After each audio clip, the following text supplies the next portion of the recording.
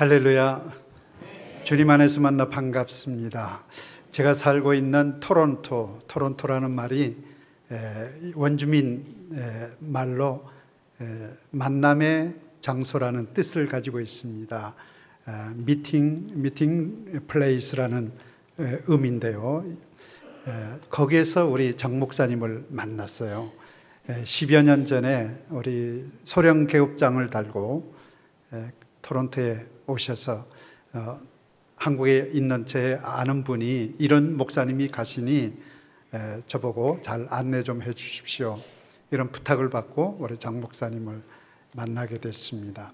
그리고는 교제를 그때부터 하게 됐고요. 우리 교회, 제가 심호하는 교회 출석도 해 주시고 말씀도 전해 주시고, 그 가족들이 아들이 초등학교 어린 3, 4학년 그때 가족들이 오셔서 몇 달 지내다가 가셨어요. 그래서 그때부터 우리 장 목사님과 교제가 시작되고, 그 다음 진급했다는 소식에 축하해 줬고요. 그 다음에 은퇴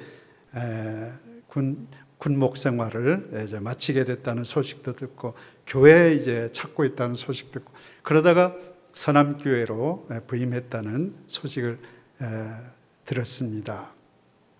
청주는 제가 처음 와보고요.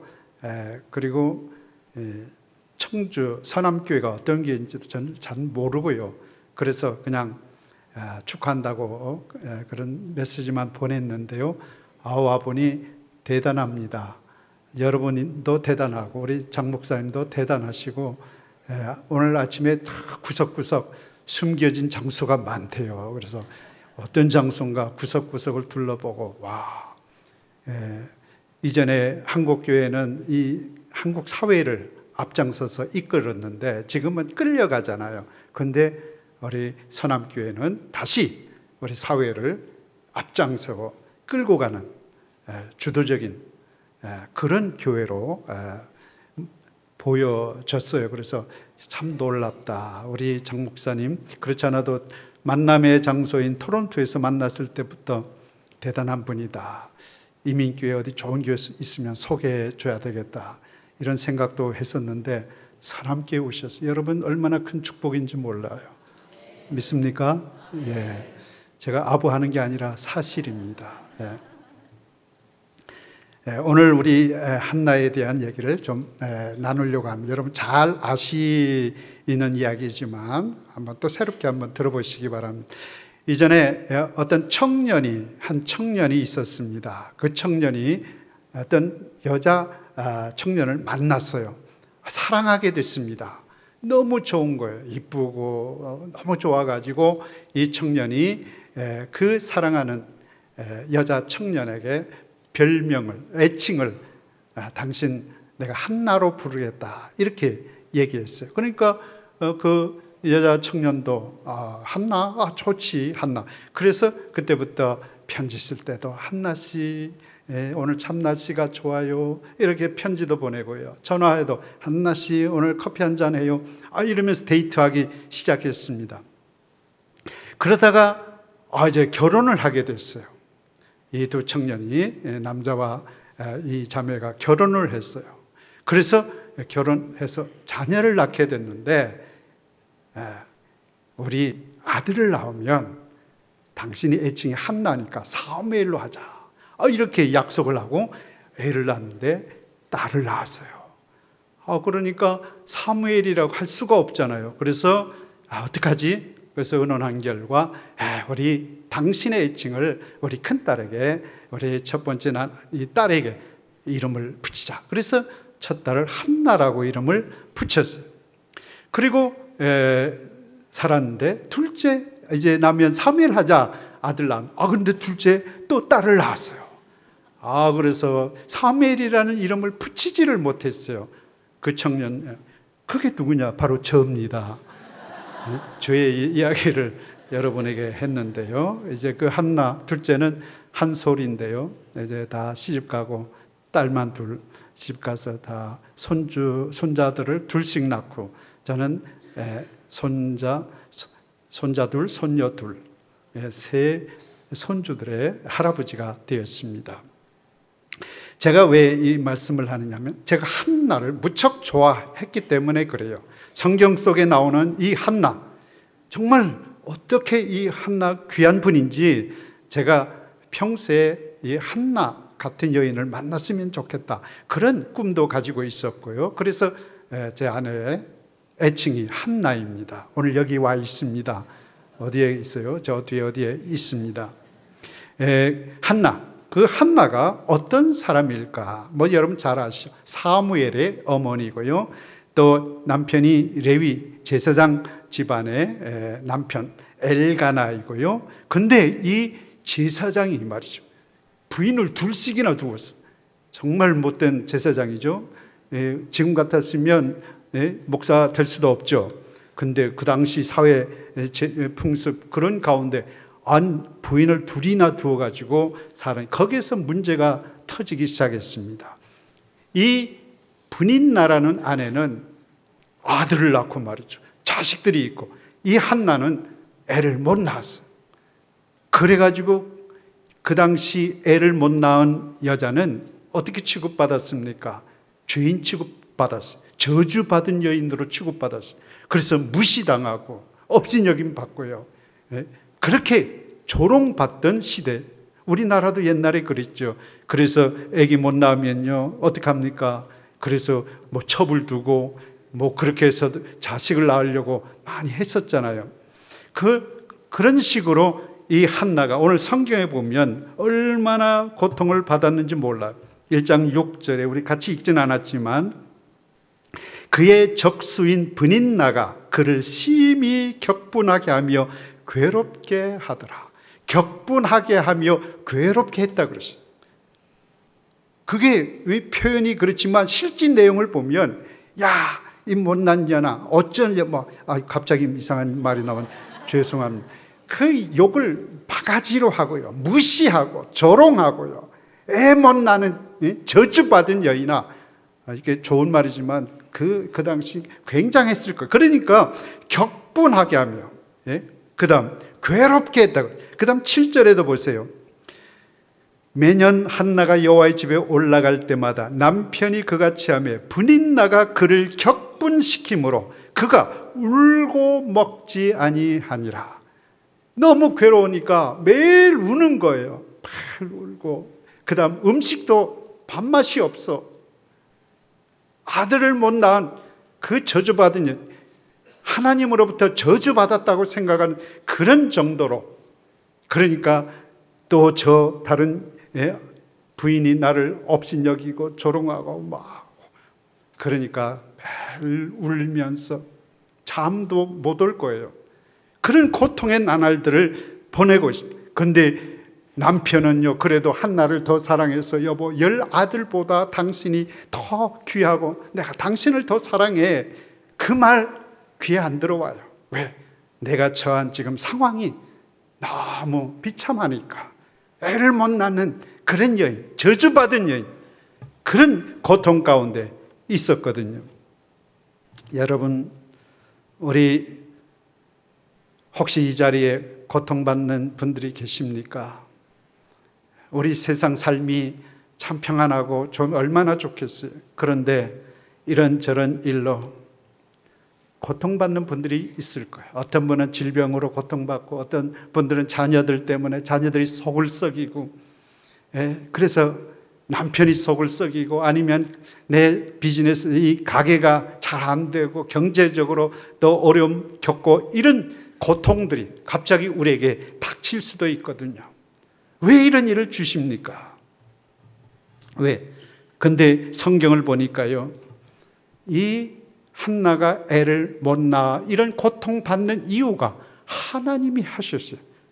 5절을 보십시오. 한나에게는 갑절을 주니 이는 그를 사랑함이나 그러나 여호와께서 그에게 임신하지 못하게 하시니, 여호와께서 그에게 임신하지 못하게 하시니, 누가 이런 고통을 주셨다고요? 하나님이. 이거 생각해 보셔야 돼요. 또 6절에도 보세요. 여호와께서 그에게 임신하지 못하게 하심으로, 여호와께서 그에게 임신하지 못하게 하심으로 5절에도 한 번, 6절에도 한 번, 2번씩이나 이 한나가 겪는 고통은 하나님이 주신 고통이라는 거예요. 야, 이거 굉장한 일 아닙니까? 혹시 우리가 당하는 고통이 하나님이 주시는 고통일 수가 있어요. 일부러 하나님이 고통을 주세요. 아니, 왜 하나님 고통을 주십니까? 사랑하는 자에게 평안을 주시고 사랑하는 자에게 정말 달콤한 잠을 주신다고 했는데 왜 고난을 주십니까? 근데 성경을 보니까 하나님이 고통을 일부러 주시는 경우가 있어요. 첫째는 겸손하게 하시기 위하여. 고린도후서 12장 7절을 보십시오. 여러 계시를 받은 것이 지극히 크므로 너무 자만하지 않게 하시려고 내 육체의 가시 곧 사단의 사자를 주셨으니 이는 나를 쳐서 너무 자만하지 않게 하려 하심이라. 우리에게 고통을 주셔서 겸손하게 엎드리게 만드는 거예요. 무릎 꿇게 만드는 거예요.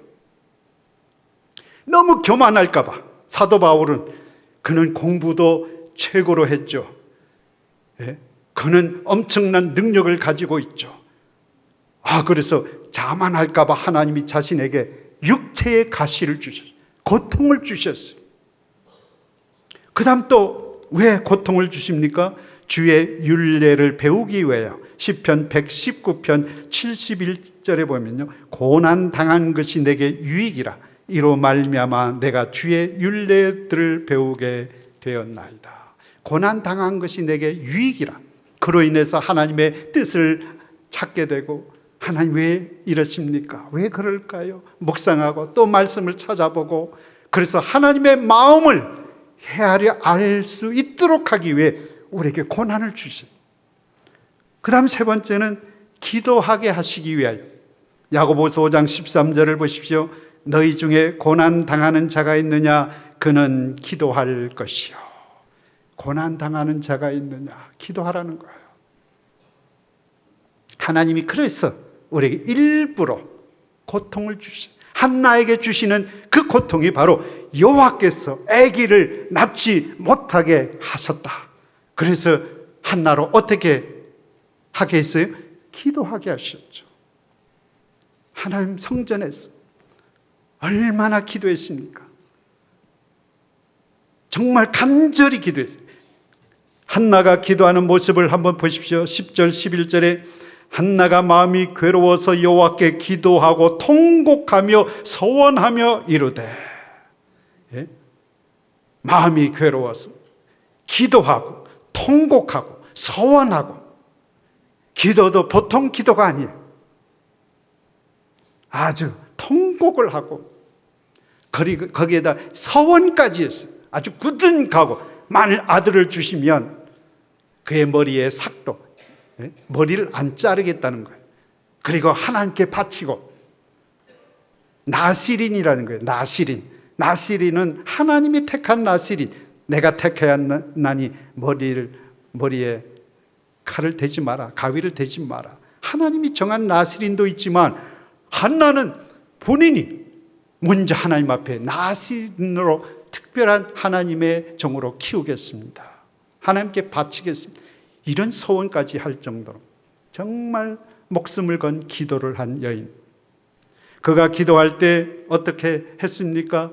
그가 엘리 제사장이 가만히 성전에서 어떤 여인이 그냥 기도하는 모습을 보니까 이젠 통곡을 멈추고 이젠 입술로만 조글조글 몇 시간을 기도하는데 보니 술 취한 여인처럼 보였어요. 여보시오, 대낮에 술 취해서 성전에 있지 마시오. 술 취한 여인으로 그렇게 오해를 할 정도로 기도했습니다. 여러분, 기도하면서 하나님 앞에 정말 간절히 기도하면 어떤 모습일까?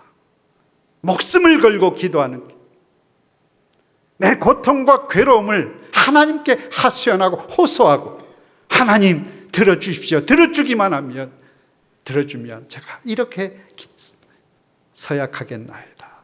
그런 간절한 기도를 하나님 앞에 드렸습니다. 그래서 어떻게 됐어요? 하나님이 들어주셨죠. 이제 하나님 그 일찍 그냥 주시지 왜 꼭 고통을 받게 하십니까? 그게 바로 하나님의 뜻이에요. 기도하게 하시는 거예요. 기도하게. 무릎 꿇게 하시는 거예요. 하나님 앞에 나오도록 하시는 거예요. 여호와를 부르짖게 하시는 거예요. 하나님이 고통을 주셔도 부르시지 않는 분들이 너무나도 많아요. 한나는 그 고통과 괴로움을 겪을 때마다 그 분인나 다른 아내와 머리끄댕이 잡고 싸우지 않았어요. 응? 너 뭐 자식이 있다고 책은 줄 알아? 이래가지고 막 싸우고 막 대들고 그러지 않았어요. 절망하지 않았어요. 낙심하지 않았어요. 물론 괴롭고 정말 고통스럽고 이 분노도 있고 막 그랬지만 낙심하지 않았어요. 절망하지 않았어요. 비관하지 않았어요. 우리 인생에 닥치는 수많은 고통과 고난을 겪을 때마다 사람들은 남을 탓합니다. 너 때문이야. 당신 때문이야. 모든 원인을 다 남에게 뒤집어 씌우고 그래야 마음이 편한 거죠. 당신이 그랬어. 응? 근데 한나는 그러지 않았어요. 하나님께로 가져갔습니다. 하나님께 무릎을 꿇고 간절히 기도의 자리로 가서 간절하게 정말 믿음을 가지고 엘리 제사장이 뭐라 그랬어요? 가라, 평안히 가라. 내 믿음이 너를 구원하였느니라 할 때 얼굴에 근심이 사라졌다 그랬어요. 저는 이 부분이 너무나도 좋은 거예요. 한나의 그 기도 가운데 엘리 제사장의 한마디에 그때부터 얼굴에 근심이 사라졌어요. 왜? 믿었기 때문에. 아들을 주실 것을 확신했기 때문에. 여러분, 이런 기도를 하셔야 됩니다. 믿음의 기도는 병든 자를 일으키고요, 의인의 간구는 역사하는 힘이 많다 그랬어요. 여러분, 기도의 힘을 믿으십니까? 기도의 역사를 믿으십니까? 구하라 주실 것이요, 찾으라 찾을 것이요, 두드리라 열릴 것이니. 주님께서도 이 기도에 약속을 하셨어요. 부르짖으라, 내가 응답하리라.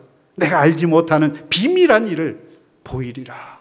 하나님은 이렇게 비밀한, 정말 우리가 이해할 수 없는 고난과 고통이 당할 때에도 하나님은 비밀을 가지고 계세요. 그래서 고난은 위장된 하나님의 축복입니다. 겉으로는 고통이요 고난이지만 그게 위장된 거예요. 위장. 실은 그 안에 하나님의 축복이 있는 것입니다. 군대 얘기 좀 하겠습니다. 제일 재미없는 얘기, 군대 얘기라 그런데요.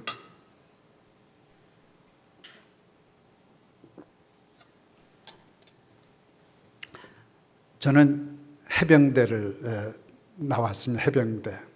그래서 진해에서 훈련을 받았는데요.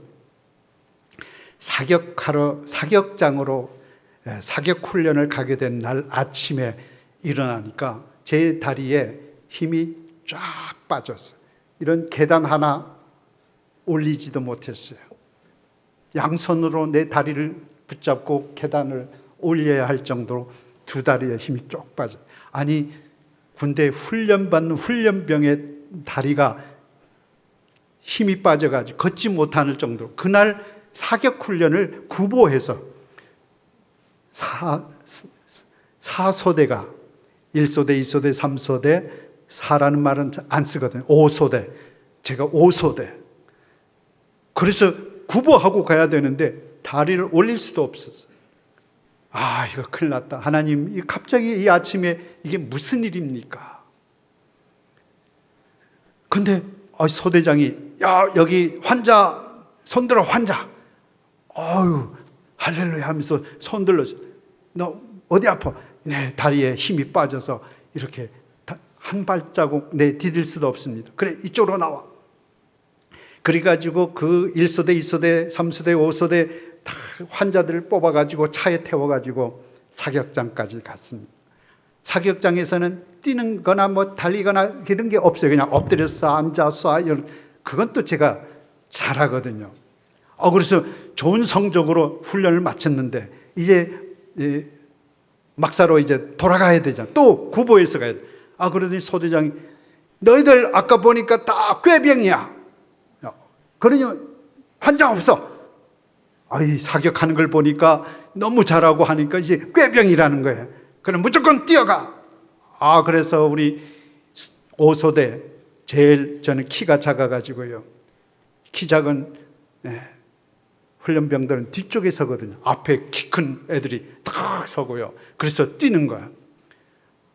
다리가 힘이 빠져서 걸을 수도 없는데 뛰라니까 이거 엄청나게 힘들었어. 막 뒤로 처진 거예요. 내 5소대는 앞으로 막 뛰어가네. 나는 처져가지고 뛸 수가 없고 걸을 수도 없어. 그러니까 소대장이 내 뒤로 와서 막 등을 밀고 때리고 워카발로 막 내 발을 차고 말이죠. 빨리 뛰어 빨리. 그러다가 결국에는 어떻게 했습니까? 죽여라, 날 죽여라. 어떻게 해요? 걸을 수도 없을 정도로 두 다리 힘이 쫙 빠졌는데, 그래서 그냥 자빠져 버렸어요. 그랬더니 소대장이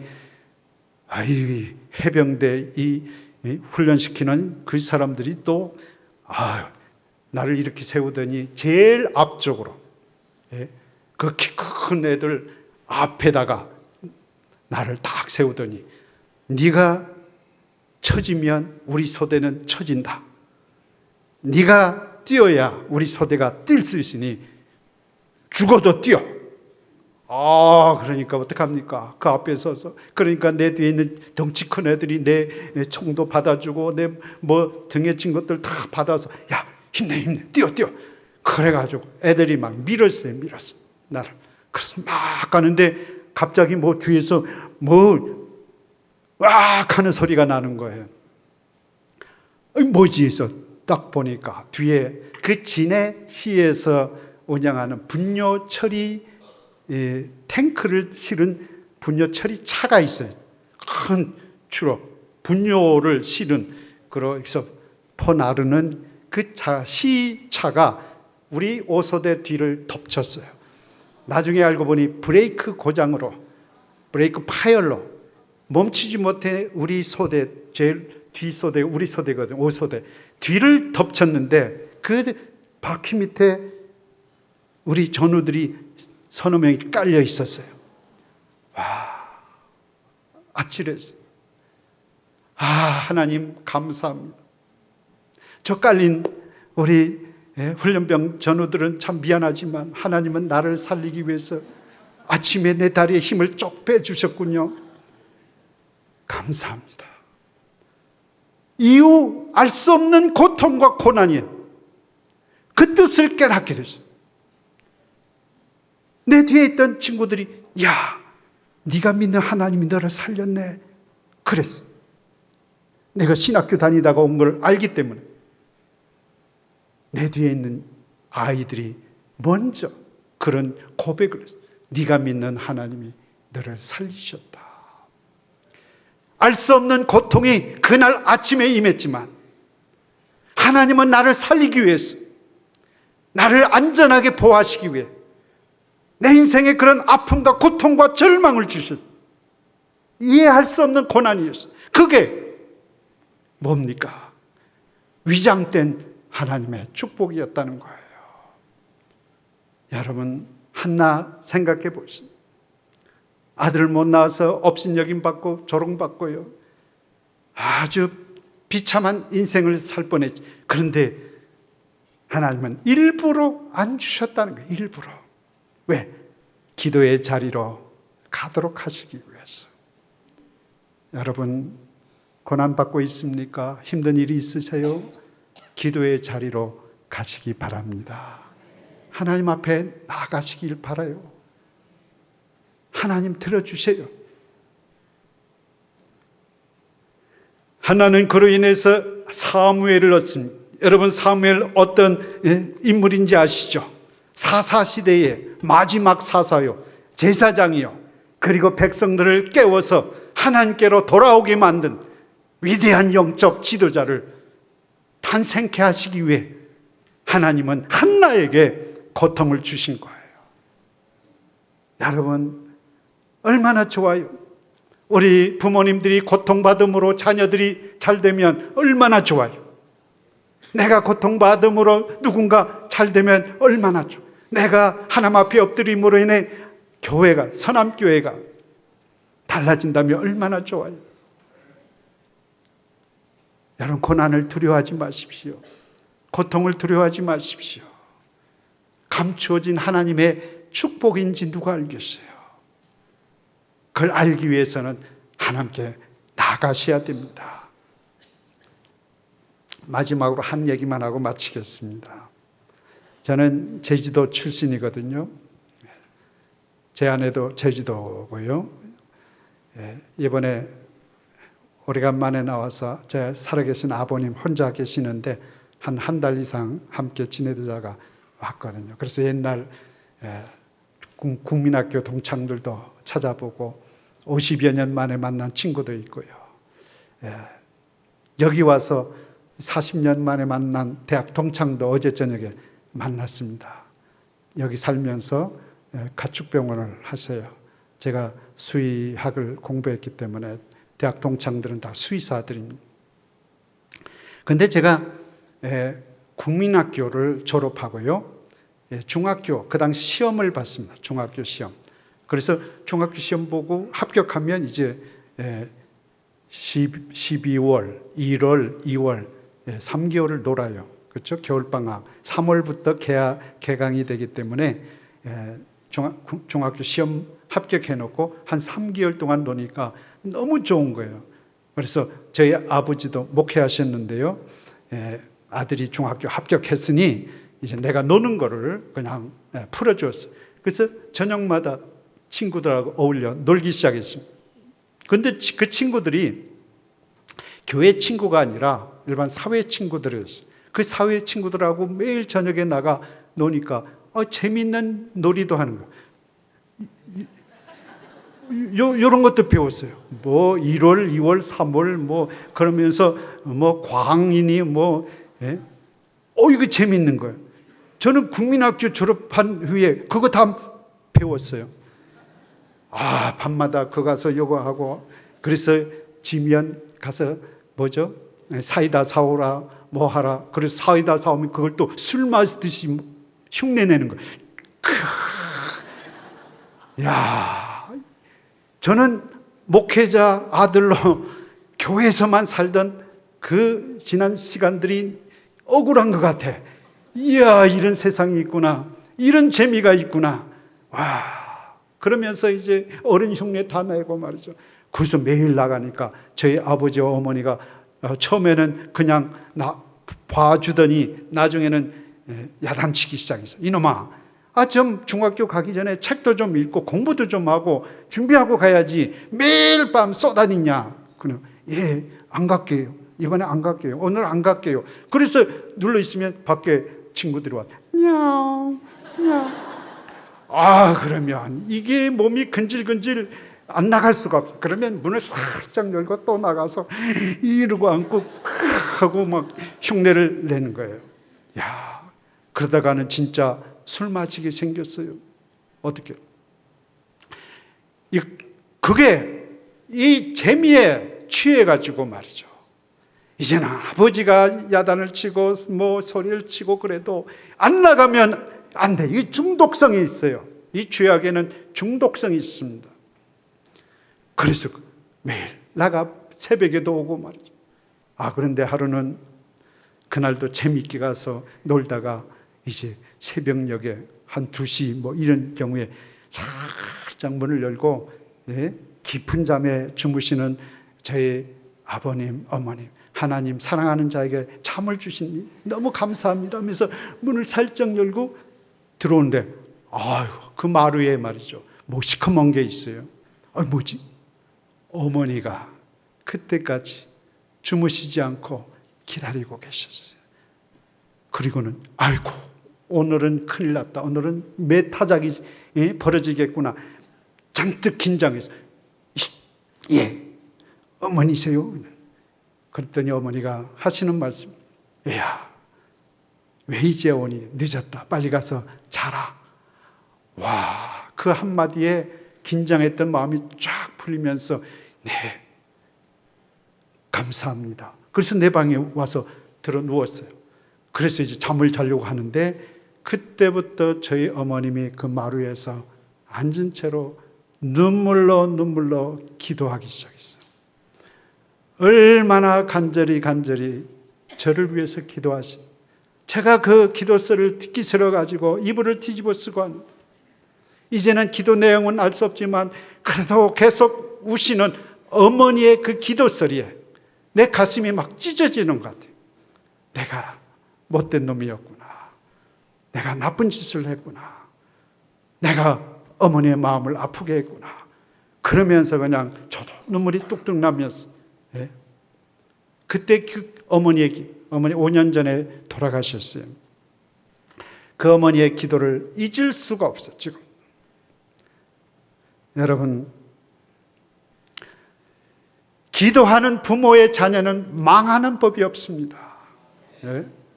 믿습니까? 여러분의 자녀들 속을 썩이시나요?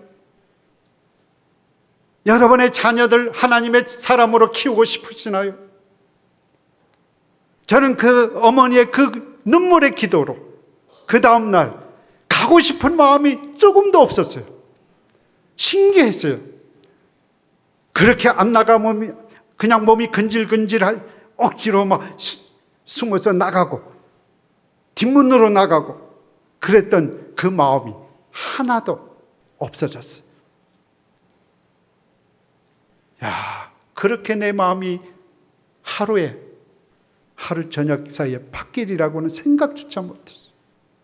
그게 하나님의 기도의 우리 어머님의 기도를 응답해 주신 하나님의 기도의 응답이었다는 거예요. 믿습니까? 그래서 그 다음 날부터 밖에서 야옹야옹 하면 저는 안 나가. 그래서 그때부터 공부를 하고요. 거기 대학생 우리 선배들이 이 시골에서는 이제 겨울방학 때 공부방을 하거든요. 무료로 영어도 가르쳐주고 뭐 수학도 가르쳐주고 거기에 참석해서 열심히 공부하다가 중학교 갔습니다. 그 후로 저는 이렇게 선교사가 되고 목회자가 되고 이제 40여 년의 목회 일정을 다 마무리하고 3년 전에 일찍 은퇴를 해서 이렇게 여러분을 만나게 됐습니다. 여러분, 기도는 하나님의 마음을 움직일 수 있는 능력의 도구입니다. 믿습니까? 기도하면 하나님 책임, 기도 안 하면 내 책임이에요. 예? 얼마나 멋진 말씀입니까? 기도하면 이제 하나님이 들으시니까 하나님 책임. 예? 그러나 기도 안 하면 다 내 책임. 예? 오늘 이 시간부터 여러분 기도하는 어머니, 기도하는 부모, 기도하는 성도님들이 되시기를 주님의 이름으로 축원드립니다. 기도하겠습니다.